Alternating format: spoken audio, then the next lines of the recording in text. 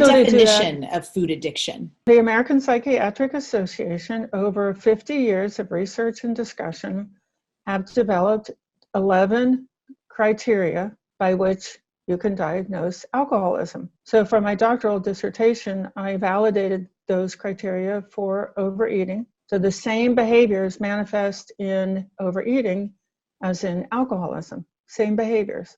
And then there's one chapter in the textbook on each of those behaviors because it answers the question, does this behavior also exist in overeating? Mm-hmm. So I went through the research and I said, yeah, look, here are 25 studies showing that this behavior exists in overeating.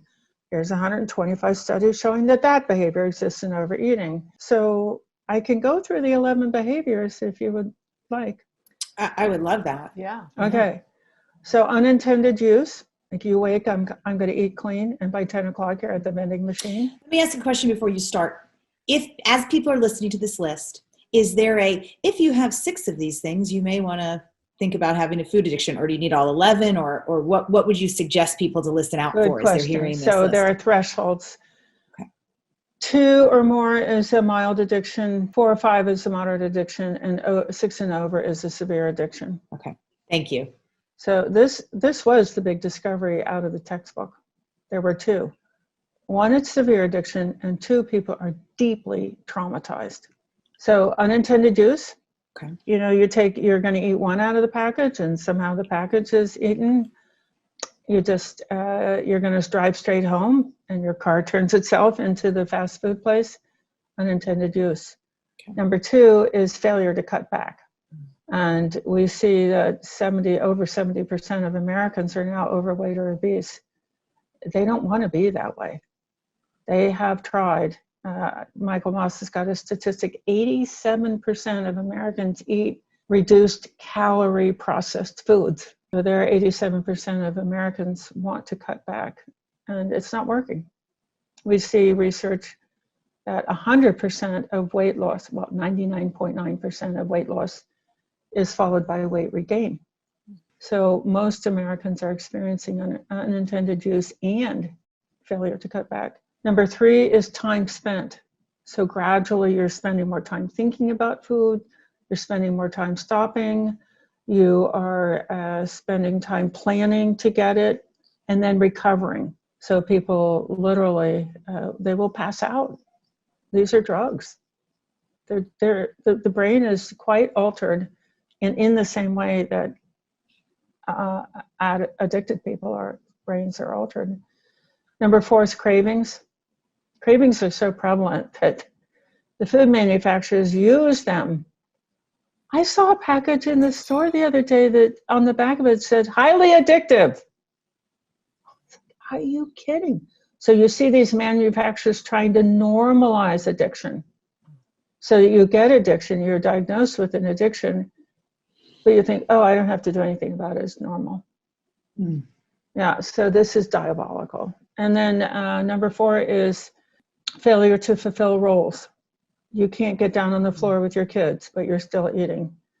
You're too shamed to apply for that promotion, but you're still eating. Your joints are so destroyed that you can't work anymore, or you're so depressed that you can't work anymore. You're so obese that you can't work anymore and you're still eating. No, the next one is relationship problems. And if you are craving intensely and you're just like, you have a relationship, somebody you love in your household, you spend the whole evening waiting for them to go to bed so that you can go to the laundry room and get the whatever you hid there.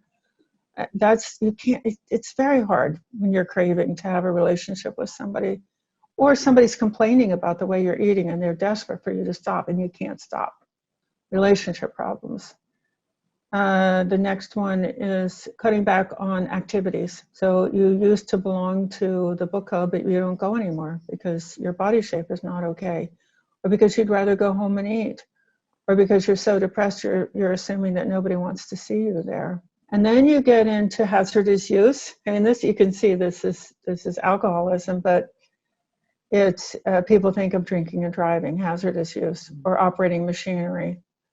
But if you watch people coming out of a fast food place, they're driving with their elbow because they're trying to get the French fries in fast enough. Mm-hmm. There is such a thing as blackout eating.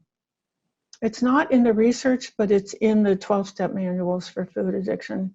People get groggy, brain fog. It's dangerous. Then there's use in spite of knowledge of consequences. Everybody has that. Everybody's like, I shouldn't eat this, but I'm going to.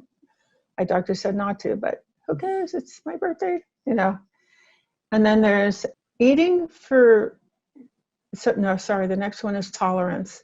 You're eating more than you used to. You used to stop for fast food once a week. Now you're stopping once a day. You used to only have that at night, and now you're having it at lunch. You used to just have that in the kitchen, but now it's also in the bedroom, in the den, in the laundry room. You used to buy this size container, and now you're buying 3 that size container, so that you can track tolerance. It's increased use. The addiction, it's the same for all addictions. And then the last one is using processed foods when you're not hungry. And what that is withdrawal avoidance.